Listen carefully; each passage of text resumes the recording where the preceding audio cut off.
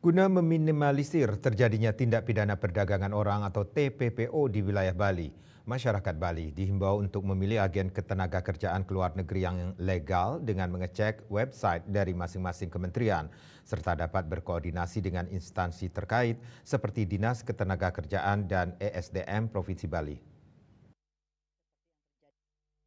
Pada warga negara Indonesia maupun warga negara asing di wilayah Indonesia dan luar negeri. Menanggapi jumlah kasus tindak pidana perdagangan orang TPPO yang semakin besar, Indonesia menetapkan Undang-Undang Nomor 21 Tahun 2007 tentang pemberantasan tindak pidana perdagangan orang. Undang-undang tersebut didukung oleh pembentukan gugus tugas pencegahan dan penanganan tindak pidana perdagangan orang melalui ditetapkannya Peraturan Presiden Nomor 69 Tahun 2008. Dalam mendukung upaya pemerintah Indonesia dalam mencegah dan menangani kasus-kasus TPPO di Indonesia, Ketua DPW Consortium of Indonesian Mining Agencies, SIMA Bali, Putu Alit Budi Sastrawan, mengimbau untuk para masyarakat Bali untuk benar-benar memilih agen ketenagakerjaan ke luar negeri yang legal dengan mengecek website dari masing-masing kementerian dalam menghindari adanya kasus tindak pidana perdagangan orang TPPO di wilayah Bali khususnya, serta dapat berkoordinasi dengan instansi terkait seperti Dinas Ketenagakerjaan dan SDM Provinsi Bali. Perkenalkan saya Alit Budi Sastrawan, kebetulan ditunjuk sebagai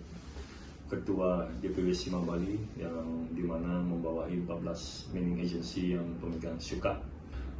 menghimbau bagi masyarakat Bali dan masyarakat Indonesia pada umumnya